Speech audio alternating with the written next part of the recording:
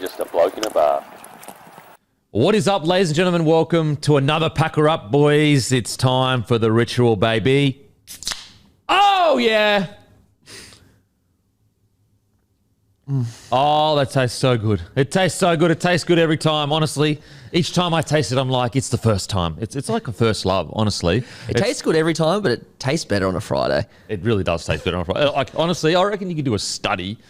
And if like, because like, you know the placebo effect. Like the placebo effect is like a genuine thing. And what the placebo effect is basically if you think you're taking something, you get the effects of it. And people go, that is insane. But it's actually been... They even, when they're trying to like test drugs, like prescription in regards to like, I don't know, it might be something that cures a certain disease or whatever it is. Yeah. They'll have like certain test groups that get placebo tablets. So basically just sugar tablets, and then certain test groups that get the actual drug that's trying to heal the disease. And this is how they test whether they see if there's any difference. So what you're saying is like sometimes it can be in your head.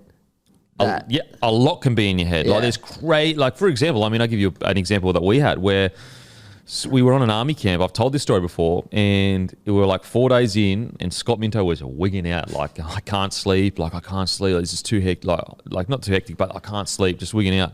Anyway, they're like, oh, finally, all right, because he'd been bugging them for I think a bit. And they're like, oh, all right, here you go, mate. Here's a sleeping tablet. Yeah. Anyway, they gave it to him. Boom, out like a light. Wakes up the next morning, they're like, that was a Panadol, mate.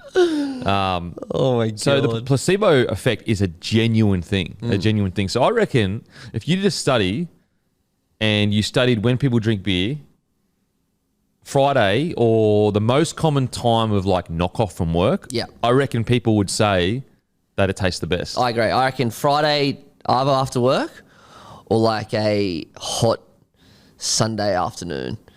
Yeah. I like after work better because there's something satisfying about finishing your job for the week. Yeah. It's so bizarre how, because they reckon they even used to pay, it's either pay or give beer to the blokes and the women that built the pyramids. And really? Yeah, like beer's that old. And there's actually a theory that like beer is like the cause for civilization. Matter of fact, if you've got your laptop or your phone there, so beer's ancient history. Yeah. The Neolithic revolution over 12,000 years ago was a point that defines humanity when human cultures transitioned from nomadic hunter-gatherers to sedentary farmers. What could have caused us to change our ways? Though no one can confirm the details of its invention, what many historians and anthropologists do agree on is that beer was quite possibly the catalyst. It is believed that along with domesticating and harvesting crops of wheat, rice, barley, and maize, humans discovered the fermentation process,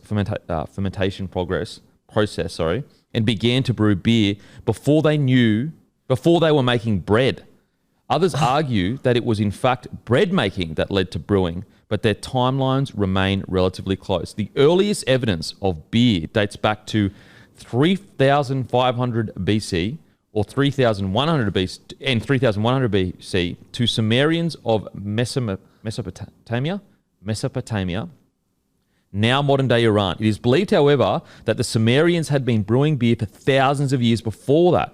Beer was revered as a gift from the gods and often celebrated in poems, myths, and songs. Wow. See, I don't know like what I expected if you were to ask me when did beer start. I wouldn't have had an answer for you. But I don't know if I would have thought when the pyramids were being built and then back to 2,000, 3,000, like before Jesus. Mate, beer production expanded under Babylonian rule by 2050 BC. Beer was being produced commercially, as evidenced by beer trade recipes. In fact, 20 different varieties of beer were documented, each with their own set of characteristics. The socio-economic significance of beer is further emphasized by laws written specifically about beer in the Code of Hammurabi, one of the oldest known codes of law in the world. According to the code, merely short pouring a customer was punishable by death. Oh, that rule should stand. Holy, you know what? That's why we had this weird obsession with heads on the beer. Yeah. How big the head is. Because our ancestors were killing each other over that Literally. shit. Unbelievable. There are a lot of cultural similarities between the Mesopotamians and Egyptian views on beer. The Egyptians also believed that beer came from the gods, while Tenenite was the Egyptian goddess of beer. So they had an Egyptian goddess of beer. It is believed that it was Osiris that taught humans how to brew. Unbelievable. I can't believe how old beer is. I did not know that at all. Yeah. That is so interesting. It's so interesting. And I think it's because, like, think about how there is something, even when you drink spirits, like spirits can be really tasty and they're really nice. Yeah. But there is just something about a beer that is unique. The substance of it, the flavor of it. It's not like any other liquid that you drink. It really isn't. It's like, it just, there's no other liquid that has the same substance when you're consuming it. And it's one of those things as well, like everyone, when everyone tries beer for the first time, they don't like it. It's something you really grow into. I grew into it. I didn't like it when I was 18. I was a bloody Smirnoff Double Blacks with some red cordial in the top. It wasn't until honestly, I don't reckon I would have been till I was like 25, 26. Really? Yeah, I was I stayed on the vodka lime and sodas for a bit, and it wasn't until I got a little bit older where I started being like, oh, I'm just like, you know how you go, all right. Obviously, I drank beer like when I was around the boys and that, but when it just became more often or not that I would be like, you know what, like beer's the first drink that I want rather than, you know, a Smirnoff or a vodka lime and soda. And about 26, I reckon. And then that's when I was like, there's nothing better than a beer after work. 100%. For me, I'm like complete other end of the scale. When people are drinking spirits at like long hours of the night, I'm still ordering schooners. I don't drink spirits barely at all anymore. Yeah. Like I genuinely I don't know, it's not the same. I don't know. There's something refreshing about a beer. 100%. Obviously, I'll drink them. But yeah, it just has a different vibe to it. I don't know what it is. Satisfying. And it's nothing smooth. more satisfying. I don't know. There's a smoothness to it. But anyway, like beer. Grab some from your local. Just got in off a flight, landed, had a good person sitting next to me, which I respect. Love that. They didn't have their elbows in me grill. I appreciate that. That's when you know a really caring, empathetic person 100%. sits next to you. Yeah. Because they're thinking about what your experience is like. Yeah. Whereas people that are just like, they might not be bad people, but they're probably selfish. If your elbows are bloody hitting my frigging guts, you're a dickhead. I don't get it because like whenever I'm sitting in a seat, and I'm not like big, so I can like easily, if I'm sitting like this, then I'm the fuckwit. But like I'm always thinking about myself, but I'm also thinking if they're in my position, I was in their position, what would I like? What would I not like? And that's pretty, like, that should be pretty normal, I think. But it's do not. unto you others as what you would want done to you. Exactly right. It's a golden rule. But yeah, I usually get off flights and my legs are sore because I've got to, you know what I mean? You got to squeeze them in and whatever. But yeah, good flight, got back in. But last night, I went to one of the most insane things I've ever done in my life. And I am, you know, this is not an ad. Even though it's going to sound like the biggest ad in history. Right. Okay. So basically what happened is Sportsbet, obviously partners, we love them. Yep. And the relationship's been incredible since they've come on board. Great. And they've helped us so much in regards to the podcast and all the content you guys get and just been such a good partnership. Anyway, so they're like, oh, we need you to fly up to Brisbane, to Suncorp to host just a dinner for some lucky Sportsbet punters. And in my head, I'm thinking, oh yeah, like we'll just... I'm the kind of guy that just tell me what to do and I'll rock up. I don't sit there like going over files and like reading everything and like just tell me where to be. Boom, boom. I'm all good. I'll be there. I'll guarantee I'll be there. Yeah. Anyway, and so I rock up, but I thought it would be a dinner in just some random place in Suncorp, like the corporate boxes or whatever. Yeah. I roll in and the Sportsbet, the layout that they had put out, they had a dining area in the middle of Suncorp Field. All the lighting around Suncorp was in Sportsbet lighting. Yeah, I saw that on your story. That it looked incredible. The blue. Everything. And there's a massive, obviously the massive 2 TV screens. Yeah. We were playing Origin clips on that whilst having our main course dinners. On top of that, so they roll in all the guests and me and Sugar Cane, the great Joel Kane, he kind of hosted when they all roll in and we just mingle with the lucky punters that got selected and that. Anyway, then they don't know. So they know they're going to see Wally Lewis at the end of the night. Yeah. And so basically they're all mulling around, having beers, chilling out, talking, whatever. And then Wally Lewis comes crashing out of the change room. They get to walk into the change room. Oh. They're in the locker room. And who is standing there? Corey Parker, Brent Tate, Sam Thaiday, and Nick Kosef. And so basically you've got all Origin players in the locker room, and so all the crew walks in, the lucky punters, they're sitting there, and Sugar Kane, he interviews Tatey, and Tatey talks about the feeling about what's it like before we go out, like Origin, like this is where they sit. This is where they sit. This is where and when they walk in as well, the punters, they've all got either Queensland or New South Wales jerseys with their names on the back. Oh, no way. And so basically Tatey talks about like the emotion of it and your brothers and going to battle and everything. Then to top it all off, Wally Lewis finishes it with like a rousing speech of what he's doing. Like basically like, you know, your team and your brothers. Basically Wally Lewis giving them a pep talk. Yeah. And then the bell rings to go out. So they get the experience. No. Yes, the bell rings to go out. What? They go out. We all walk out onto the field, sit down for our dinner. And then we sit out there, beautiful meals coming out to us. And I interview Kozza. Yep. And I interview Tatey. And the great Joel Kane interviews Sam Thaiday and Nick Kosef. And then, so you get your mains, and then we play top 5 greatest comebacks, top 5 biggest plays in Origin on the big screen, and then get some great stories from the players because there's no phone. Like there's phones, but no one's recording what the boys are talking about. So they're talking about stuff that you've never seen on podcasts, like real good stuff. Yeah.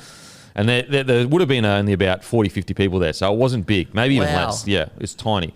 And then to end the night, it's a one-on-one interview with Wally Lewis talking about Origin.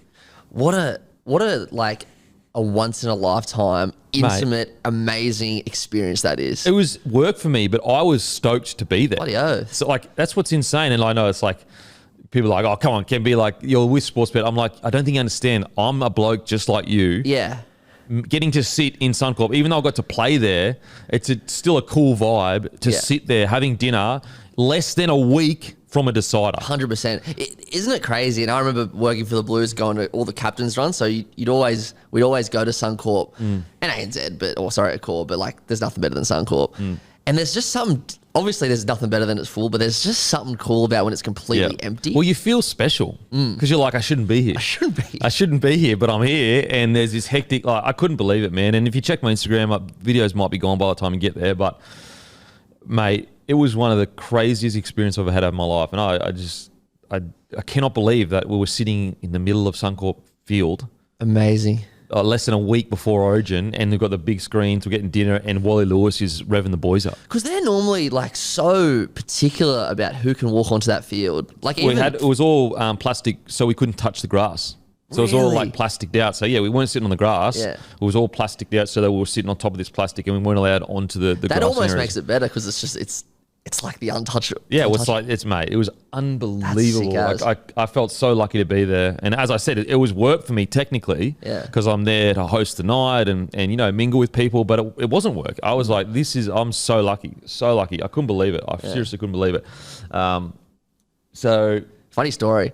I think it doesn't matter now, so many years ago. I think this hit the news anyway. But when I was working there, like this is before the Freddie era, Queensland, like after their dirty tricks. So one year, New South Wales came in for their captain's run, and they did their captain's run.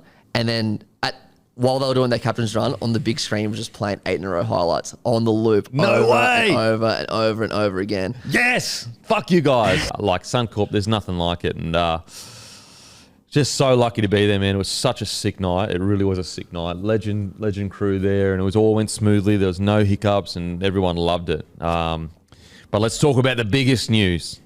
Latrell Mitchell ruled out of Origin. You know what's, I guess,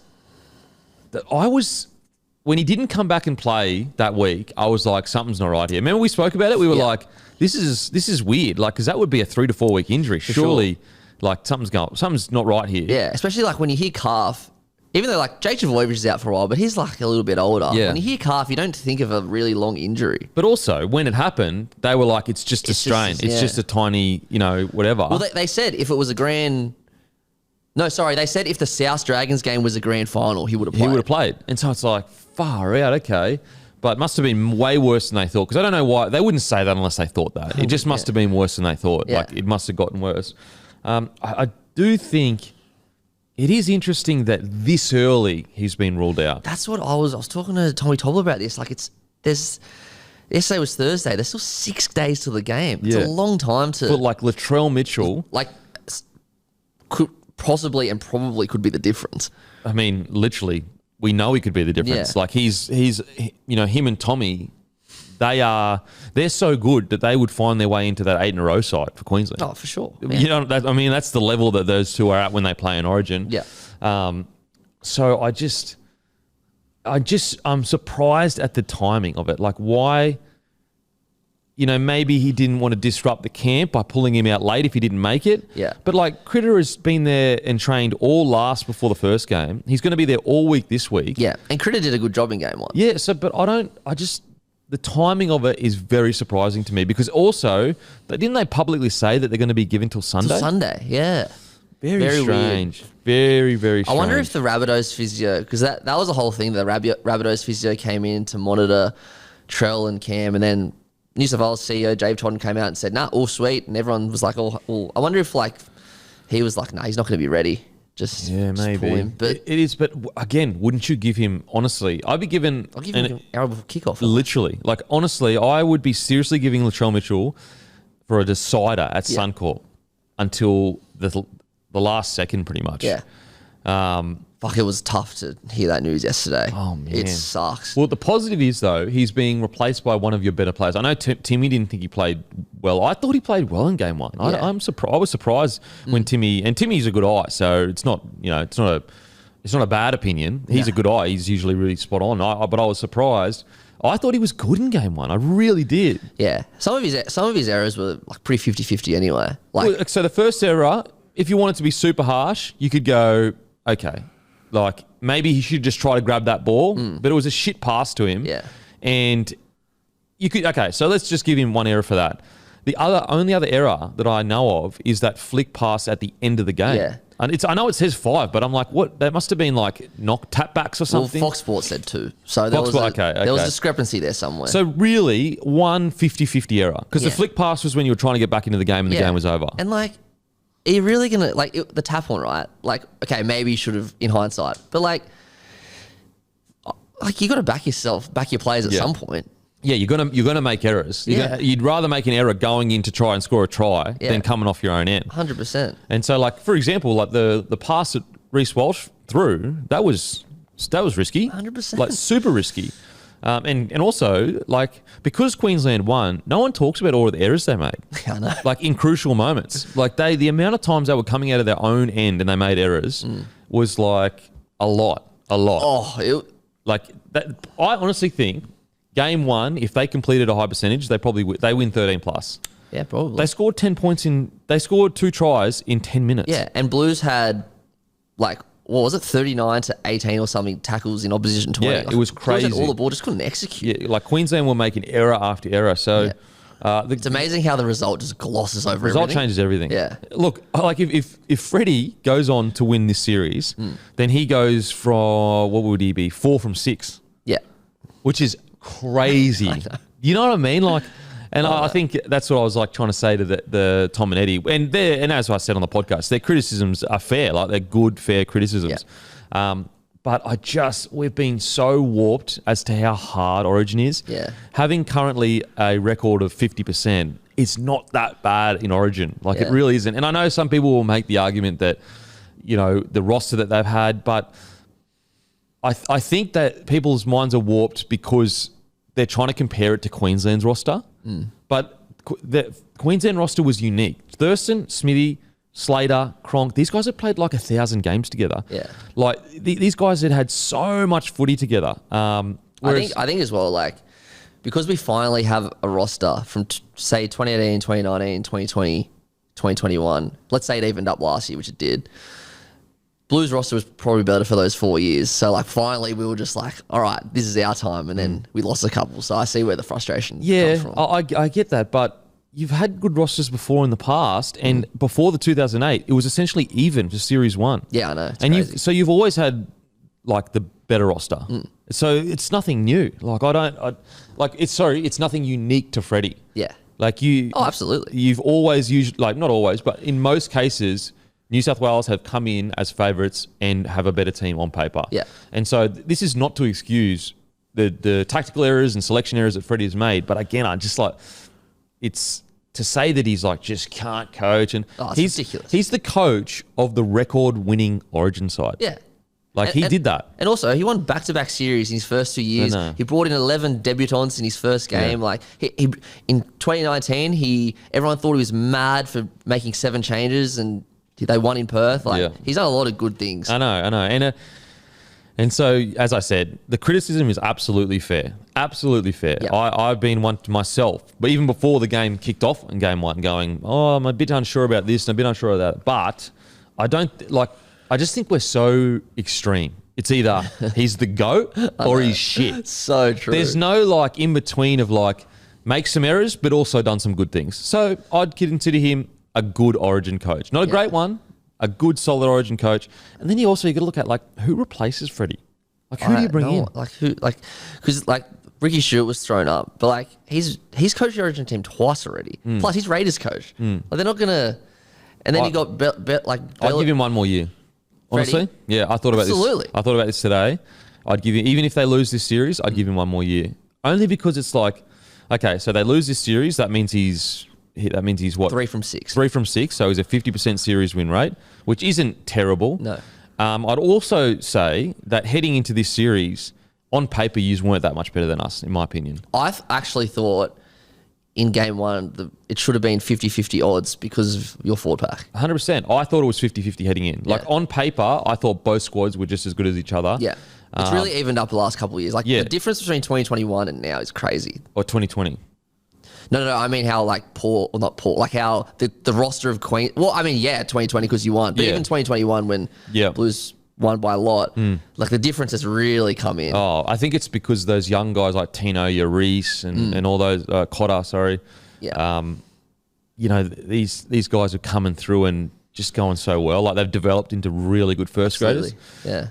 But yeah, so I personally, but regardless of what happens next week, I personally would give Freddie one more year. Yep. I just think that losing this series, like it sucks because it's the way you lost game 1. I think that's what hurt you. For sure. But when you look at the squads on paper, you could even make the argument that Queensland has a better squad. And I'm going to sound like I'm contradicting myself here, but like I do think that people that are like, oh, New South Wales, like we've got our team is just completely busted and this is back against the wall. Like it is back against the wall and it will be similar to 2020 with Queensland. No, I don't think it'll be anywhere near as close in regards to the craziness of it. Like, because our squad was literally fringy. And so when you look at this side that's going into Suncorp, the reason why I say that it will still be one of the great feats of New South Wales. I will not deny that. Yeah. But when you look at your squad, this is not a squad that's like fringies. Nah. This is like To'o, Tom Trbojevic, Critter, so grand finalist, what's back-to-back. To'o, grand finalist. Tommy Trbojevic, one of the best Origin players. Then you got Josh Adokar, we know how good he is. Teddy. Mitchell Moses, grand finalist, halfback from last year, in form this year. Jerome Luai, back-to-back grand finalist. Then you got your forward pack, Payne Haas. Best Best in the game, best prop in the game. Junior Bowler, grand finalist, front rower. Your number 9 is Cookie. You know what I mean? Yeah. Like this is not it's not a fringy side. This is a side that absolutely has the cattle to win. Yeah, that 2020 Queensland team was like half of them weren't even making first grade. Like struggling. Like honestly, they had one bad game, they're gone in first grade. Man, that 2020 series will be talked about forever. Yeah, it really will be because that was truly amazing. But and as much as like you hate it, that Cherry Evans getting on the mic and saying that at the end was awesome. It was so good. Biggest mic drop moment ever. I think that I do think that this is a great moment for New South Wales. This is truly a moment to say to Queensland, yous aren't the only ones that have spirit. Yeah. This is New South Wales' opportunity because you've got your back against the wall, but you have the roster to get your back off the wall. Absolutely. And so it's the mixture of everything. Everything is set up for you to prove that you have that. You know what I mean? Like you are being asked the question. Yeah. Do you have what Queensland have? And you know what? And our backs haven't been against the wall this much. I'll definitely admit that.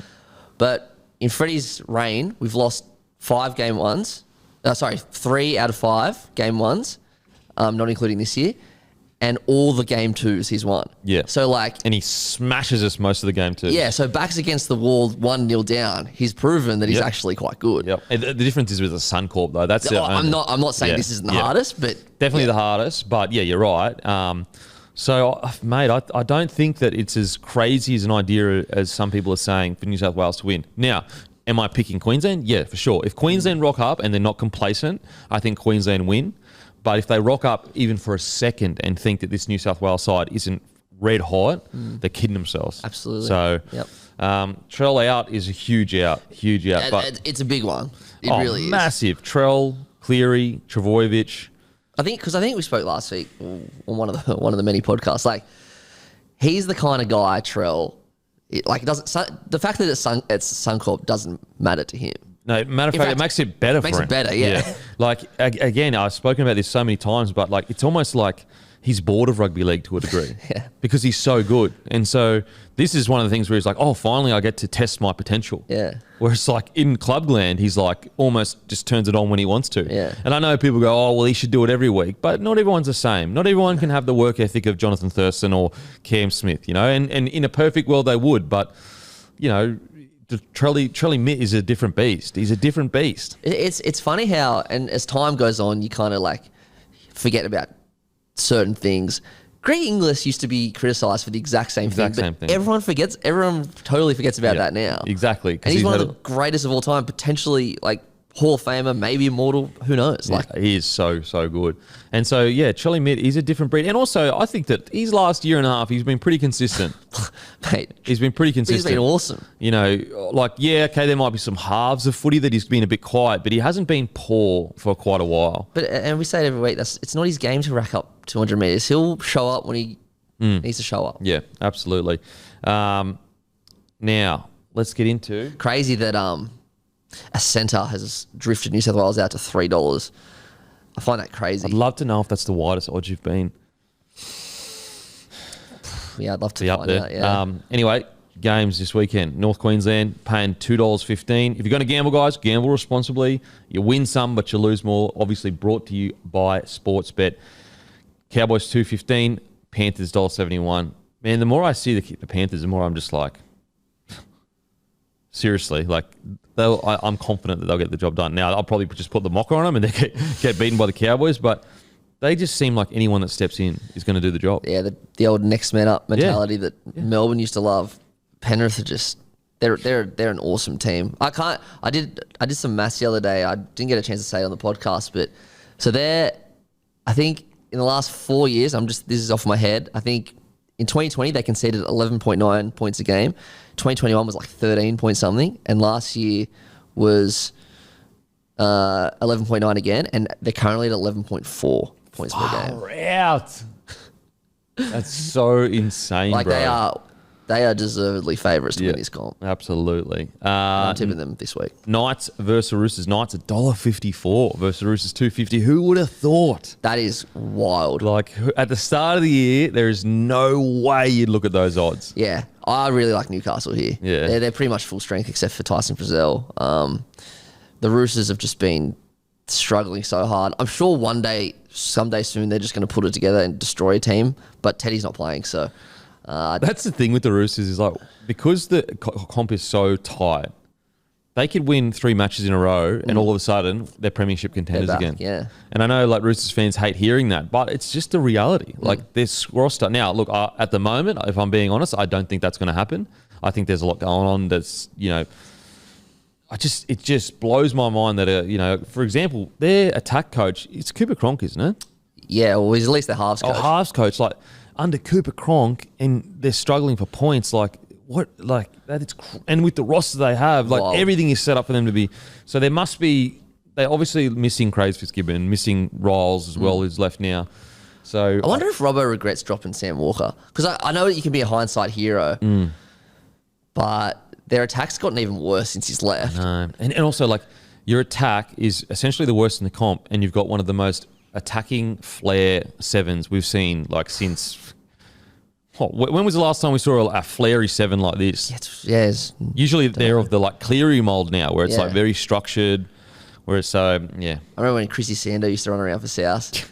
Flary. He was awesome. Okay. Seals paying $1.55. Eagles paying $2.45. I just don't trust Manly without Turbo, so I'm going Para. Yeah, I'm going Para here. Maybe a little bit of value in the $2.45. Oh, definitely. Yeah, they could definitely win. I'll tip Para. Tigers $2.75. Storm $1.45. It's funny. I tipped the Tigers on the Monday show. Sorry, it was the Tuesday show this week, and then an hour later, Stafford Toa gets named at 6. I'm sure. Will Smith's in the reserves. I'm sure he'll come up there, or maybe Stafford Toa's a gun 5'8". We don't know about it, but I'll stick with the tip. Let's go Tigers. Wow, without happy in that, that's incredible. Sharkies Bulldogs. Look, honestly, if Sharkies don't win 13 plus, that's almost like not a win. No, they got to win. That's not disrespectful to Bulldogs. Yeah, we're talking about premiership threats here. Like a couple of things on the Bulldogs side. Burton's out now. Yeah, still depleted.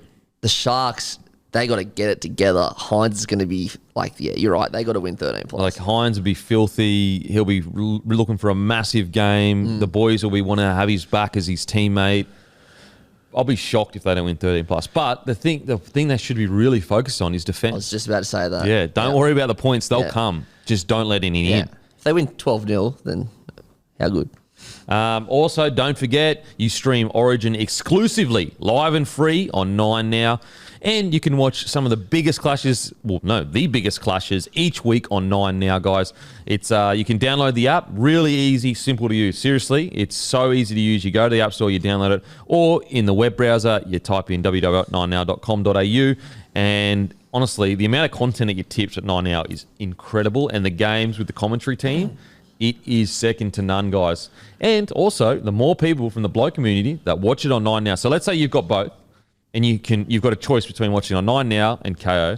The more that watch it on 9 now is good for bloke, because then it shows 9 that the community is behind it, and then we get more access to the big dogs like Wally Lewis, hopefully, and obviously we've been with Darren Lockyer. We've had some Thurston, like incredible interviews. So we'll get more of that going throughout the year as well. I'm keen to watch that Wally Lewis doco. Mate, yeah, I spoke to him last night. I was like, "You excited?" He said, "Yeah, I'm a bit nervous, a bit excited." He said, "There's footage that like no one's seen." He said, "There's like footage that no one has ever seen." The funny thing about Wally, like I'm so used to seeing him on TV, because obviously I never watched him. He retired before I was born, I'm pretty sure.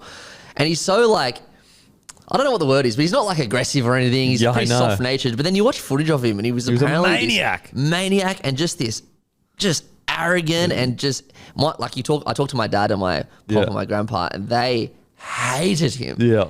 Hated him. Yeah. So, and he's such a nice guy. It's so crazy. So I've got a story for you, and like not really a story, it's just a sequence of events, and anyone would get pissed off by this, but I know that this would drive you mad. And so last Saturday, so I'm moving house, and obviously moving house is the biggest punish you can do. And I cleaned everything up. Everything was all good. And then I had these hooks on the wall, and they've been there for 3 years.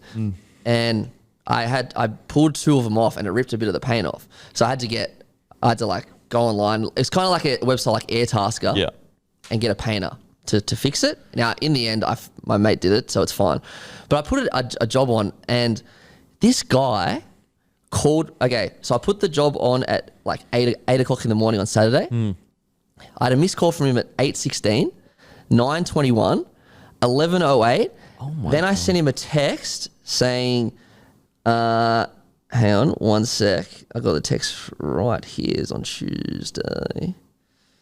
Okay, I said, okay, mate, no need to call so many times. I will get back to you. Then he replies, okay. Then he calls me at 5:25 p.m.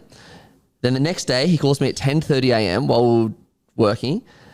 And then I replied, I'm not interested anymore. Thanks. And then he calls me 2 times more after. And then I called him, and then I answered, I'm like, mate, I told you I'm not interested. Yeah.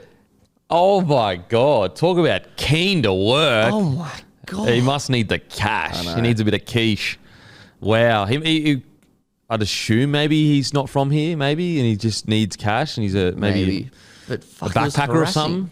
It was harassing me. That's crazy. That's like you almost got harassed into paying him just to leave you alone. Maybe that's his gig. Maybe what he does is he doesn't actually do the jobs. He just keeps harassing people, so they say, "Mate, here's 50. Just fuck off." And like, I'd get it if I just kept brushing him. Yeah. But I texted him twice, and oh man, that is bizarre. Hey, maybe you missed out on one of the greatest paid of all time. maybe. But my mate did it for free, so I don't care. Yeah, well, you could have got the Mona Lisa on your bloody wall, and no, you don't. No, you I'm don't. moving out of the joint anyway. It doesn't matter.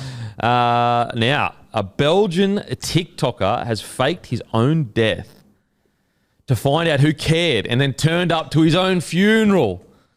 David Barton, 45, and his wife and children decided to prank friends and family members to find out what they really thought of him. To spread the news of Mr. Barton's death, one of his children took to social media and wrote a tribute to her father. She wrote, "Rest in peace, Daddy. I will never stop thinking about you. Why is life so unfair? Why are you? You are going to be a grandfather and you still had your whole life ahead." The funeral, which was staged last weekend near the city of Liège, was attended by many friends and families dressed in black. Everyone was waiting for the ceremony to begin, but instead they were met by a landing helicopter. And in the video posted on TikTok by a funeral attendee, Mr. Barton stepped out of the helicopter alongside a camera crew and was then greeted by the mourners. What the hell? Is that the paint guy? He's probably the paint guy that was calling you. Jesus. Like, some people are so, like, cooked in the head, man. Like, that is so, like, crazy. And not crazy in, like, that's crazy. Genuinely psychotic behavior. Why is wrong? And, like, to get your kids to post it and his wife was in on it. That, like, it's just and so he's not... putrid. Oh, okay. So maybe it's for content. He's just literally done it for content. And yeah, sure. But like, people thought he was dead. All his mates thought he was dead. Mate, it's the content game. You got to show yourself from the crowd somehow. Yeah, when I had the TikTok thing, that's when you're like, okay, but that's just the age we live in. It is crazy. It is absolutely insanity that you would fake your own death for content. Like, I'm a slave to the content, but I'm not faking my own death for it. Can you imagine how much you would hate that bloke? Oh, you wouldn't be, nothing would be the same. I wonder if he because like, it's like when you're at a funeral, you always think, man, it'd be nice if everyone could hear if the person that died could hear all these comments. I wonder if he like recorded or let the actual funeral play out and then like went back later and just watched it on. Well, I don't know whether, like, does he think that he's going to go through this whole situation and then he's going to gain fans by it? Like, I always try to tell anyone that's trying to come up in the content game, like, just because you have heaps of followers doesn't mean you have people that like what you do. Exactly. We all watch car crashes. Yeah. You know, there's a very big difference between having people that enjoy your content and actually like you as a person and literally just following someone because they do crazy shit. And there's heaps of influencers out there that have massive, massive followings, but if they were ever to try to create a product, the audience would be like, are you serious? You're kidding yourself. Whereas like audience that have been created in an authentic way with like genuine, real content that they really care about and they're trying to provide value to the follower or the community, they go, yeah, for sure. Like, I love this stuff. And if I can support it, I will support it. I mean, I only think that because that's what I think. The content that I consume, I'm always like, fuck yeah, I love this podcast and they're releasing this. Even if I'm not going to use it, I still grab it because I'm like, I love this podcast. Yeah. I'd rather give that podcaster or whoever, it doesn't even need to be a podcaster. It can be whatever it is, YouTube. I'd rather give them $40 than some random huge corporation that I don't know. Yeah. It's like, I don't know. Looking about Hello Sport. Like, they've got that, one of the most solid communities you've ever seen. But you compare that to like, you know, someone with millions and millions of followers, but they probably sell just as much as for sure. They and because they create content that people absolutely love, you know, Guru as well. That I feel a part of. Back in the day, I bought Guru's shirt. I bought Hello Sport stuff. This is years and years ago because I was just like, I'll support the stuff that they're doing. So I don't understand, like, this idea of just having followers. It's like, there's no real point to that. You're just a train wreck. That's all you are. You're a car crash. Clout chase.